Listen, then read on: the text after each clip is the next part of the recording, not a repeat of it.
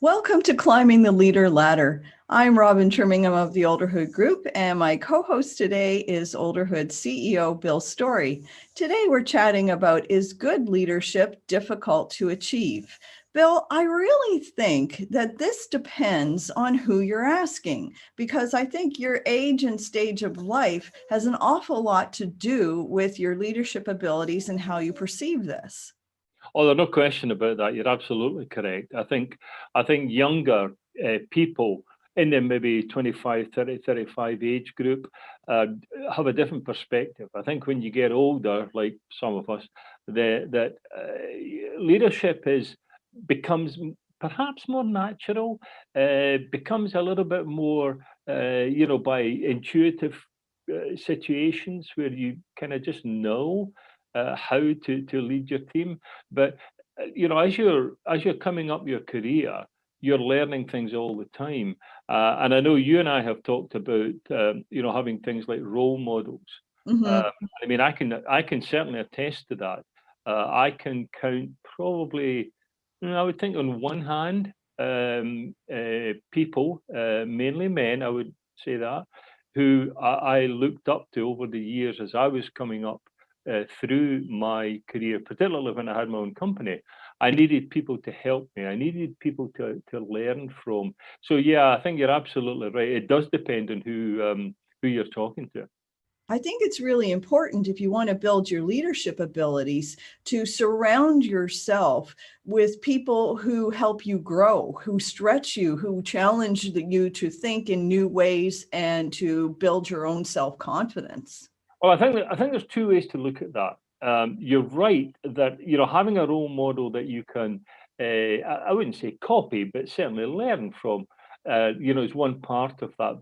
But I think there's another part of that which is, and this has happened to me a couple of times over many years, I suppose, where you're working with a person, maybe on an everyday basis, and you're not consciously learning. You're just basically getting on with the job. They're getting on with the job. You're just doing it, sort of thing. But somewhere coming into the psyche, those things are beginning to take root. But it's only maybe years later. And this has happened to me years later. I was in a situation where I thought, yeah, I think I should do this. And then I go, oh my goodness me, I know where that came from. And it was something that happened, it was 15 years prior, I think. Yeah. So I think there's the unconscious, perhaps subconscious, maybe a better word, learning process that you are going through with that, call it the mentor, call it the role model. I think you're making some excellent points. One of the things that you said earlier is that your leadership abilities basically grow as your experience in life grows. And I think that's a little bit of a double-edged sword, because there's a lot of people who will work actively on their leadership abilities, their management abilities, until they get what I'm going to call the big promotion. And then all of a sudden, they sort of take the attitude that, okay, I've arrived, I'm a leader now, I know what I'm doing. And they sort of stop thinking about the importance of continuing to build their self-development, to work on building their leadership skills towards whatever it is their next step in life. You're right, because I think what happens is people climb that ladder, and they get to the top of the ladder and they think, whoa, I've done it, I'm here. Um, what they don't realize is that if they just sort of turn their head round, they'll see that there's another ladder over here that Yes, they're coming up. exactly. Yeah. And that's the problem. I guess you would call it ego. I think we've all met people, bosses, leaders, call it what you will, who just have this egotistical approach to leadership, that I'm the boss, that's the end of it, you will do what I tell you, and they won't listen. We've all seen people like that. Hopefully not some of us, but it's a part of the lack of some degree of humility.